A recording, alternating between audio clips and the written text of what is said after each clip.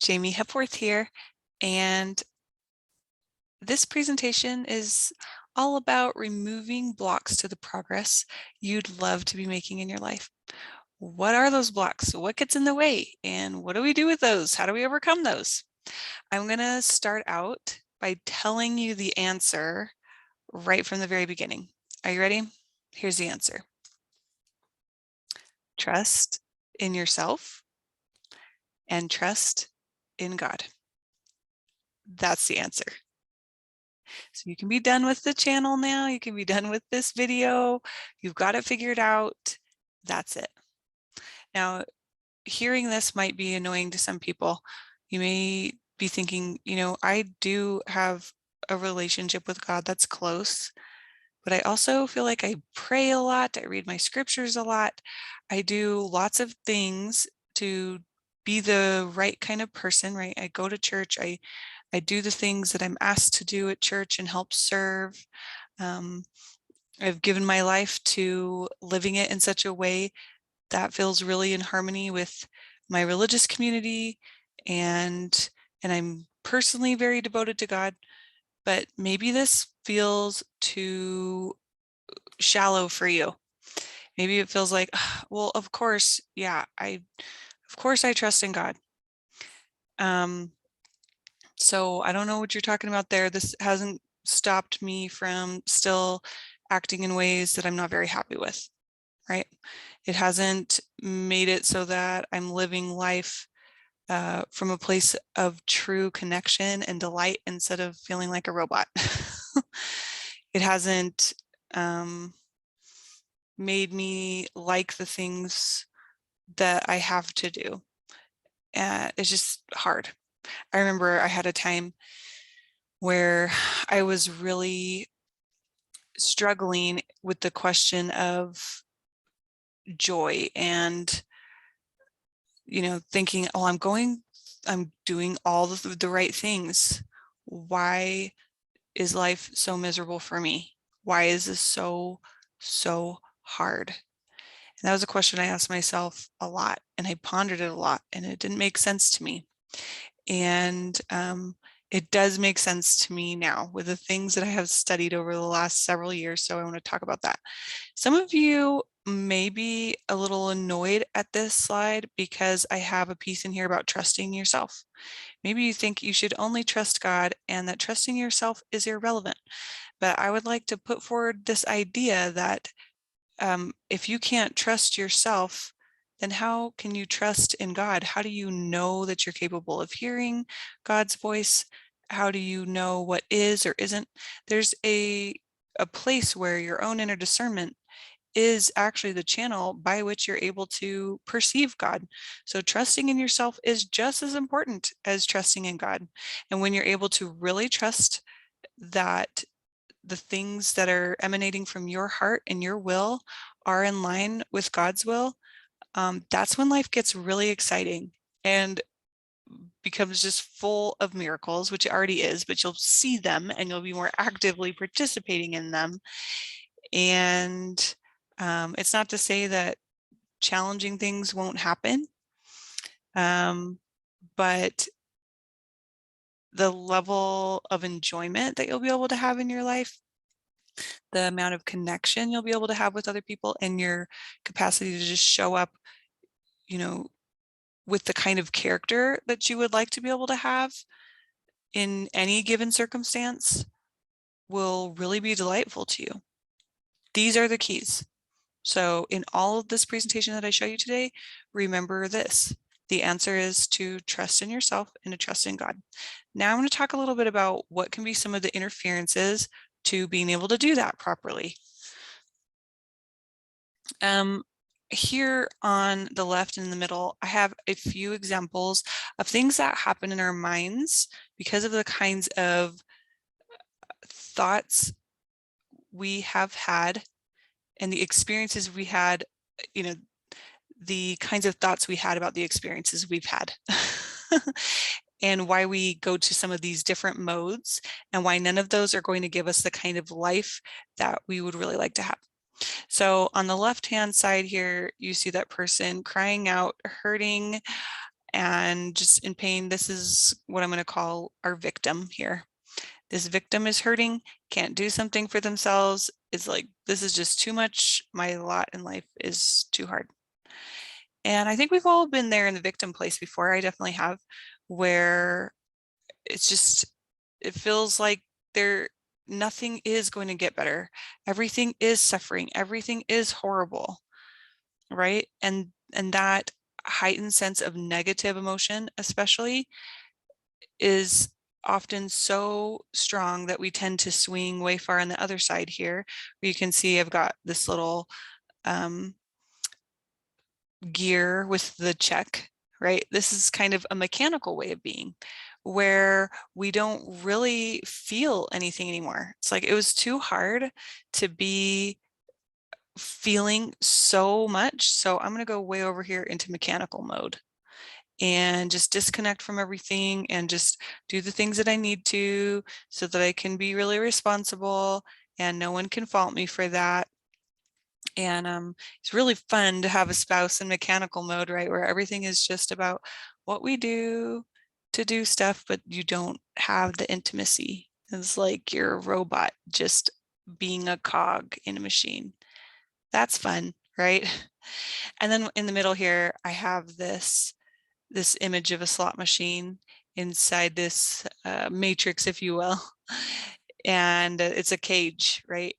We have a perception that the answers are outside of us. The answers are in chance.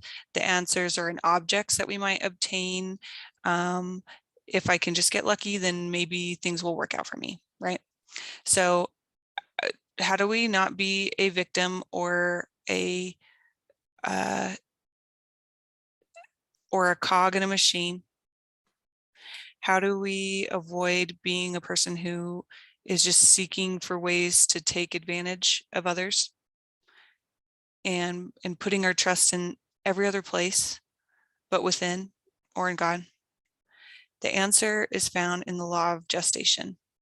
And the law of gestation includes 3 pillars, which are to plant, to steward, and to harvest. And I explain more about these different pillars in some of my other videos. So if you go check out my channel and watch some of the other videos, you'll get some more insight on each of these pillars of planting, stewarding, and harvesting. When you live life from this place, you'll realize that life can be more organic. I don't have to be a barren desert, so to speak, that can't bring anything forth and is just useless for growing. And I don't have to manipulate everything. I can actually find a way to live in harmony with the laws that govern the creation of all things and have part in that and enjoy the bounty of that. So how do we get to that place? How do we create a bountiful life garden? Well, first of all, you have to figure out what it is that you actually desire. Sometimes it's easier said than done, but getting really clear on that and then committing to it. That is one piece. And there are lots of people who've written great books on the subject. I really appreciated Leslie Householder's work. She's written several books. What was her book? Heavenly Treasures does a really great job of talking about the laws that are associated with creating. That is one piece, one bit of knowledge and a decision that can really help you in being able to create a bountiful garden. The other piece has to do with stewardship. How do you create harmony in your relationships? Your relationship with God, your relationship with yourself, and then your relationship with other people. This is often the reason why people want to create certain things. We desire physical things because we think, oh, if I just had this, then I could have good relationships with these people. And this is actually a part of the puzzle. We actually don't create very well unless we are able to have harmonious relationships with the people around us. Like, our ability to create will be stunted by the relationships that we have with other people if we don't heal those and fix those. So this is a really important part of having a bountiful life. And obviously we could say this is basically the essence of life is relationships. So we don't want to skimp on this one. Nope, not at all. This is really important. And then the last part, that harvest part, this is really about our ability to show up and be able to respond to anything that comes to us. I can receive anything that comes to me and respond with wisdom and love. So how do we develop that capacity to express a character in line with our values? How do we do that? That's important. And we're going to need that capacity to act according to wisdom and love in deciding what it is we want to create and in our relationships with other people. So that's kind of a big deal. How do we act from that place more often and all the time? We have, say we understand these three ideas, right? That we want to plant. We want to be able to know how to create with our faith. And we have some insights about that. And then we know we should have good relationships with our family and the people that we love. So that seems like some other separate piece. And then we also are like, yeah, I should be somebody who's good and act well my part, basically. I understand that those are three parts, but all of those other little pieces that we talked about before, they get in the way. We have moments where we feel like the victim, and it makes it really hard to get clear on what we desire and on our place in our relationships and in our ability to show up in a way that's really going to be beneficial for the situation. And sometimes we decide to go really mechanical about it and we just go through the motions and we miss out on doing the things that we really desire to do in our hearts because we're so disconnected from our emotions. We just kind of do what everyone else expects us to do. Or, we fulfill the roles that are imposed by society or that we've already just been engaging in some way to the best of our ability, but it's not really enjoyable and we just do it and we expect other people to just do it just so we can get by. And probably from this place, there's a lot of frustration with ourselves and other people because not everyone's just doing it, right? It's hard to have grace when we're in mechanical mode for other people or for ourselves. The other aspect of this is if we're really in this place of just trying to put our trust and faith in things outside of ourselves or outside of God, then we'll look for schemes to get a lot of a return with very little effort without trying to provide value. We don't really believe that we have value to offer in the world. And we'll kind of use other people in all kinds of ways that we're not really proud of, but we feel like we have to maybe. And the character that we show up with is like, it's all just chance. I'm kind of alone in this world. I'm just going to do what I can with the time I have. Do any of these things resonate with you? I wrote down some phrases and some kind of mindsets that I noticed with these different approaches to life. The victim thinks a lot about, like the victim will say, I don't know a lot. And sometimes the mechanical one will do this too, where it's like, there's nothing there, just totally blank. Yeah, I don't know, or I can't do that, or nobody cares. This is just the way things are. Life sucks and then you die. That one kind of makes me laugh a little bit, but it's this nihilism. And then this is just my lot in life. This is just the way it's supposed to be. Kind of terrible. And the slot machine one, it could happen. Maybe it could, but without like any commitment to it. If the other people would change or if the situation would just change, then things would be better. It's the situation's fault. It's my spouse's fault. It's my kid's fault. It's the neighbor across the street's fault. It's the government's fault. It's whoever's fault it may be. If they will change, then things will get better. Um, there's a thought here. I wonder what I can get out of the situation. Maybe even just, well, we're just getting by. This is just how it is. We all just need to do whatever we need to do. Um, a lot of times in this approach to life, you'll notice a thought process of if it's supposed to happen, it will, which is really just a cop out for saying I'm uncomfortable with addressing the strong emotions that I have about this situation. And I really do care, but I feel like my needs can't be met. So I'm just going to say, oh yeah, if it's supposed to happen, it will. So, that's like the end of the conversation type of deal. The other sentence here is I can only do so much, right? It's like, I can't do any more than I'm doing. So I'm going to give just a tiny bit and not really worry about it.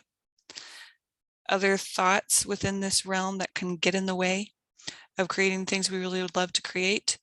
If things don't go exactly like X, then I will do Y, right? Everything becomes a formula. Everything becomes an exchange.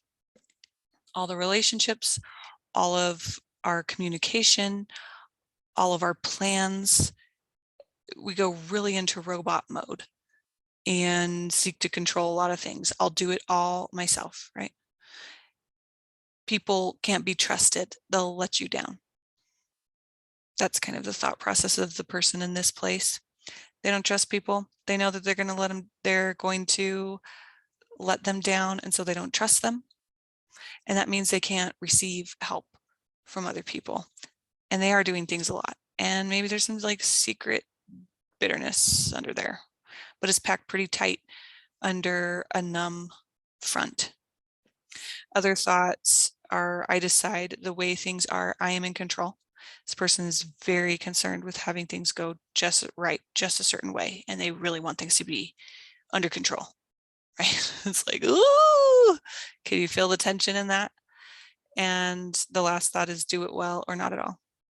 Very much is like, do I know I can be successful in this? I will do it. If I cannot be successful in this and have it exactly the way that I want, then I will not do it. It's a very fixed mindset.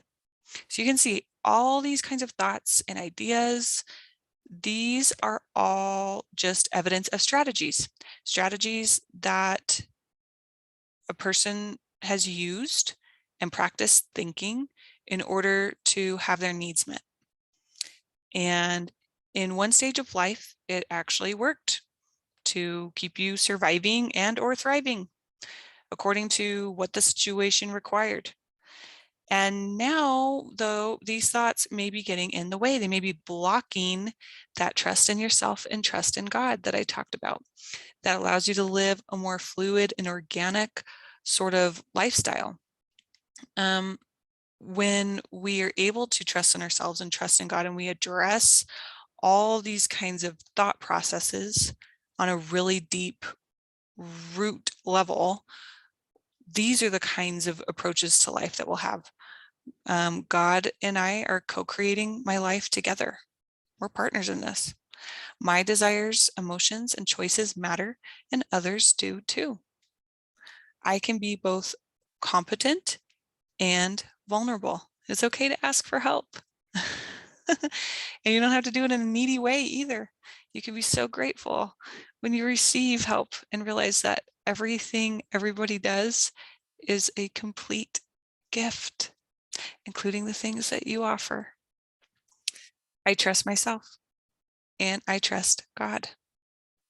I am loved and I love others. I can go with the flow and improve every situation that I'm in, right? Things can be improved, and I can also just be here and experience whatever's going on as it's going. I can pick. I don't have to decide. I can really be with something, or I can work towards shifting things if I want, but all the options can be embraced. You see the difference in the feeling between these kinds of thought processes on the left and the middle here, and this one on the right? There's a big difference. I'm just gonna say here that the reason that we think that way, we see these arrows here, we've got red arrows and we have blue arrows, is that we have memories that are stored in our brains that need to be addressed in certain ways. And they're stored in our brains and saved in our bodies. I believe our bodies are an expression of our subconscious mind. The red arrows need to be addressed one way, and the blue arrows need to be addressed a different way in order for them to integrate. Let's look at this again. This is kind of fun, huh?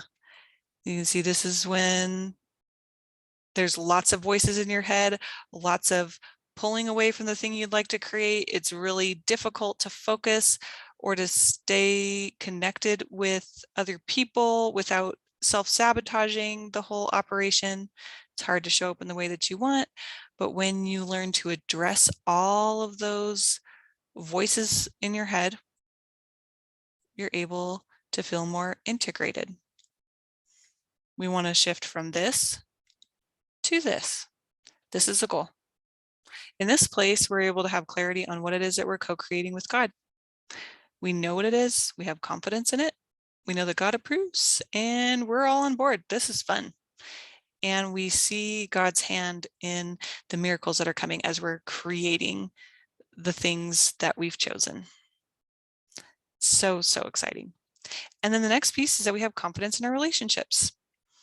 And if we don't have things quite where we would like them to be yet in our relationships, we know that we're working them out and things are improving all the time, and we can have grace the whole time. And that kind of brings us to the last piece, capacity to respond with grace and gratitude.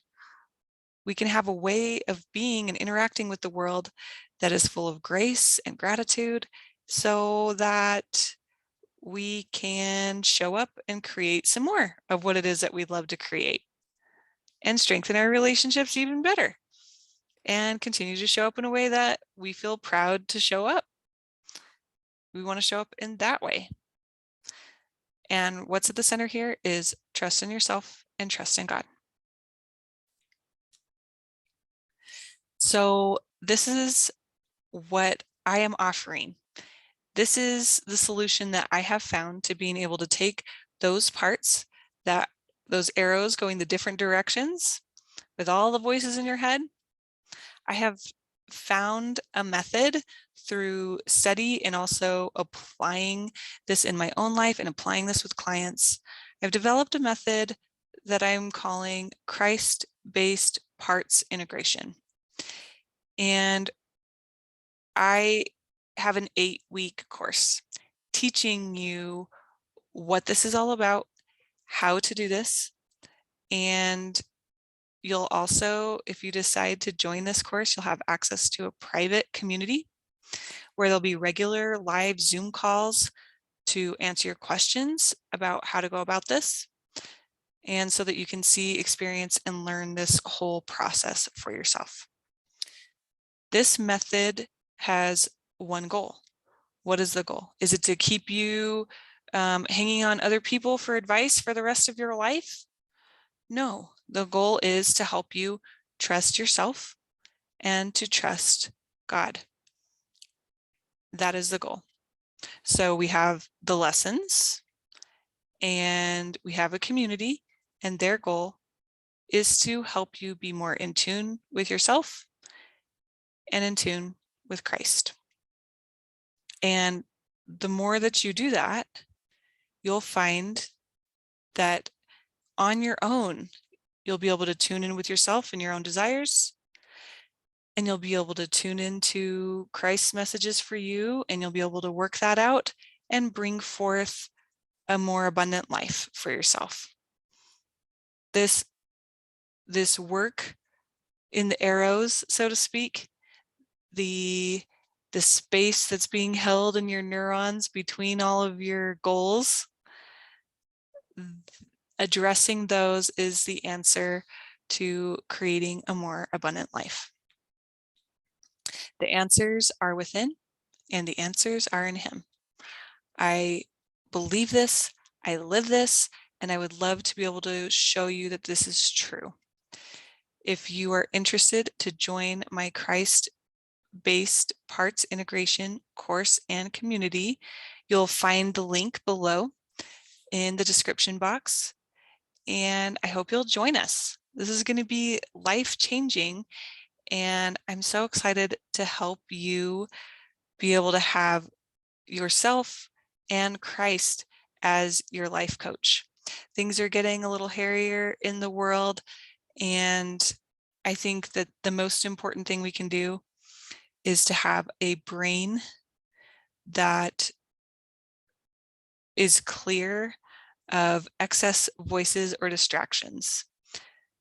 The most important work we can do is to be able to be in tune with ourselves and in tune with God for the things that are coming next.